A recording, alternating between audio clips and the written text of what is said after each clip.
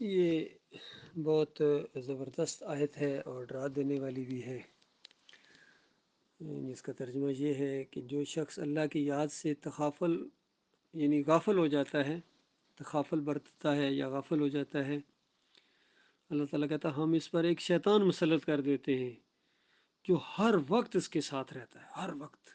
بتائیے جب اللہ اس کے اوپر شیطان مسلط کر دے۔ سورہ قاف کے اندر آتا ہے کہ یہ شیطان جب جو اس کے اوپر مسلط کیا گیا ہے، کل قیامت کے دن فرشتے جب ان دونوں کو ہانکتے ہوئے، جس طرح عدالت میں پولیس لے کے جاتی ہے مجرموں کو، ان دونوں کو یعنی انسان کو اور اس کے اوپر جو جن شیطان مسلط تھا اس کو پکڑے ہوئے گھسیٹتے ہوئے عدالت میں جب لے کے جائیں گے، اور اس کا نامہ اعمال جس طرح فائل ساتھ ہوتی ہے وہ بھی ساتھ ہوگی، اور اس کے چارجز جب پڑھ کر سنائے جائیں گے،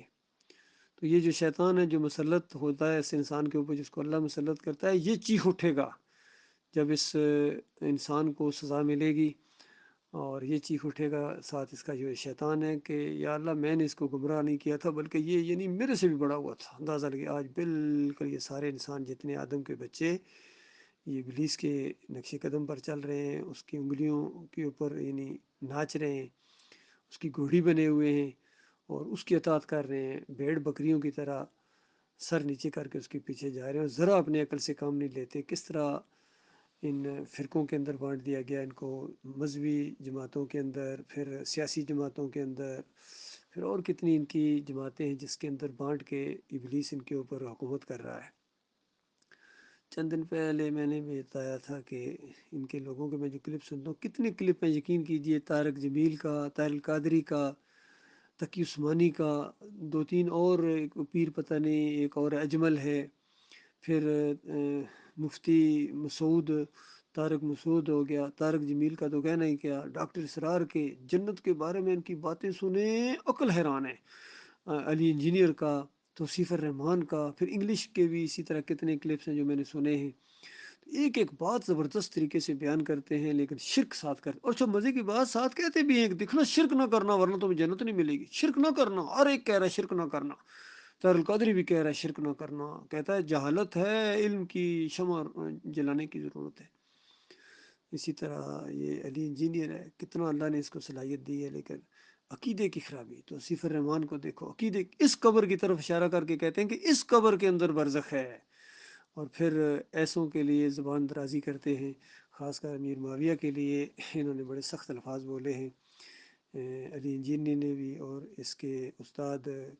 مولوی اسحاق نے بھی، حالانکہ تقریباً 66,000 مربع میل کے اوپر حکومت رہی ہے امیر معاویہ رضی اللہ تعالیٰ کی اور ان کے بیٹے کی، اور 20 سالہ دور حکومت میں 2 مسلمانوں کے درمیان لڑائی نہیں ہوئی ہے۔ اس قدر رعب اور دبدبا تھا رومیوں کے اوپر اور دوسرے یعنی ایرانیوں کے اوپر، اور مسلمان آپس میں اس قدر خوش تھے، تو اندازہ لگائیے، اور باپ بیٹے دونوں کو جنت کی خوشخبریاں ہیں بخاری کی روایت کے اندر نام لے کے، لیکن ان بے ایمانوں نے رافضیوں کے پروپیگنڈے کی وجہ سے اور قادیانیوں کی پروپیگنڈے کی وجہ سے، بریلویوں نے اور دیوبندیوں نے سب اس میں مل گئے، اس خاندان کے اوپر بھونکتے ہیں۔ یہ ان کی بہت بڑی بدبختی ہے، وہ ہستیاں جنہوں نے تلواروں کی چھاؤں کے نیچے زندگیاں بسر کی ہیں،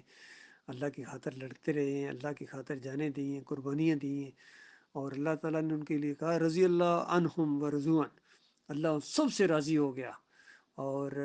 سب کے ساتھ اللہ نے اچھے وعدے کیے ہیں۔ تو یہ اصل میں جن کے اندر ایمان نہیں ہوتا ہے وہ ان چیزوں کو نہیں سمجھ سکتے ہیں، ان کے دلوں میں صحابہ کی محبت پیدا ہو ہی نہیں سکتی ہے، نبی علیہ السلام کی سچی محبت ان کے دلوں میں ہو ہی نہیں سکتی ہے۔ شرک جب آ جاتا ہے تو اس کے بعد پھر ساری زندگی کی کے اوپر شے پھیر دی جاتی ہے، اور سب سے بڑا جرم جو کیا اس دور کے اندر وہ محمد حنیف نے یعنی فی ٹولے نے کیا ہے۔ ان کو تو ایمان کی سمجھ بھی آ گئی، دوسروں نے چلو ایمان کی لذت چکھی بھی نہیں، کفر و شرک میں ہے، لیکن اس نے ایمان کی ذائقہ چکھنے کے بعد اور اس کی خوبیوں سے واقف ہونے کے بعد پھر اس نے سجدہ تعظیمی کا شرک جماعت کے اندر لے آئے، اور 2 3 شرک اور ان کے اندر آ گئے، اسی شرک کے اوپر مر گئے، ڈاکٹر اسرار کی طرح، جس طرح وہ وحدت الوجود کے عقیدے کے اوپر شرک کے اوپر مرے ہیں، مودودی صاحب بھی قبر پرستی کے اس حیات النبی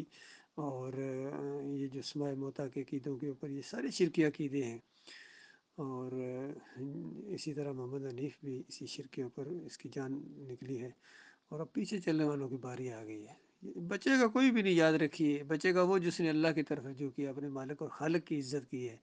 شرک سے سچی توبہ کی ہے، فرقوں سے نکلا ہے، نہ بریلوی ہیں ہم، نہ دیوبندی ہیں، نہ حنفی ہیں، نہ حنیفی ہیں، نہ کسی سلسلے کے اندر ہمارا، ہم سارے ان سلسلوں کو بالکل باطل سمجھتے ہیں، قادریہ ہو، چشتیہ ہو، سروردی ہو، نقشبندی ہو، سارے گمراہ لوگ تھے، ہم ان سے بالکل بیزاری کا اعلان کرتے ہیں، بالکل ان کو چھوڑتے ہیں، ان مزاروں کو، عرس اور میلوں کو، جمہوریت کو، پیروں کو، تعویذ گنڈے کو، واسطے وسیلے کو، تعظیمی سجدے کو، سب سے ہم بیزاری کا اعلان کرتے ہیں۔ ہمارا ایک مالک ہے، بس ہم اس کے بندے ہیں، اور اس نے ہمیں حکم دیا ہے کہ نبی علیہ السلام کی اطاعت کرنی ہے۔ نبی علیہ السلام کی جو بھی بات ہے ثابت ہے صحیح حدیث کے ذریعے، سر آنکھوں کے اوپر ہے،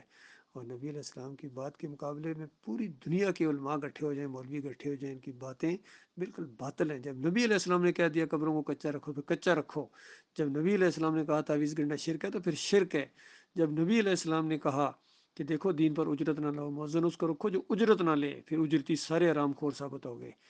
امامت کے لیے بھی جو اجرت لیتے ہیں یہ حرام ہے، ناجائز ہے، نبی علیہ السلام کی ہر بات ماننی ہے، اور پورے دل کے ساتھ، خوشی کے ساتھ، چاہے جو مرضی دنیا والے ہنسیں، جو مرضی کہیں، چاہے کپڑوں کی تراش فراش کا معاملہ ہو، یا جو بھی سنت ہے نبی علیہ السلام کی، سب سے بڑی سنت یہ ہے کہ اللہ کو اکیلا مانا جائے، توحید کو یہ سب سے پہلی سنت ہے، ہر نبی کی اور آخری نبی کی بھی، پہلے نبی آدم علیہ السلام کی، آخری نبی محمد صلی اللہ علیہ وآلہ وسلم کی، یہ سب سے بڑی سنت ہے، پہلی سنت ہے کہ اللہ کو اکیلا مانا جائے، اس کے ساتھ شریک نہ کیا جائے، اور دوسری سنت یہ ہے کہ اس پر جم جاؤ، یہ بھی سنت ہے نبی علیہ السلام کی، اور تیسری سنت یہ ہے اسی کو پھیلاؤ، پھر یہ کہ اسی کے لیے جیو، اسی کے لیے مرو، یہ ہے سنتیں، باقی سارے طریقے جو بھی نبی علیہ السلام نے بتائے ہیں سر آنکھوں کے اوپر ہیں، اللہ تعالیٰ اسی کے اوپر قائم رکھے، اسی کے اوپر موت آئے، اور اللہ تعالیٰ شہادت کی موت سے ہمکنار کرے ہمارے بھائیوں کو، کم از کم مجھے، الحمدللہ۔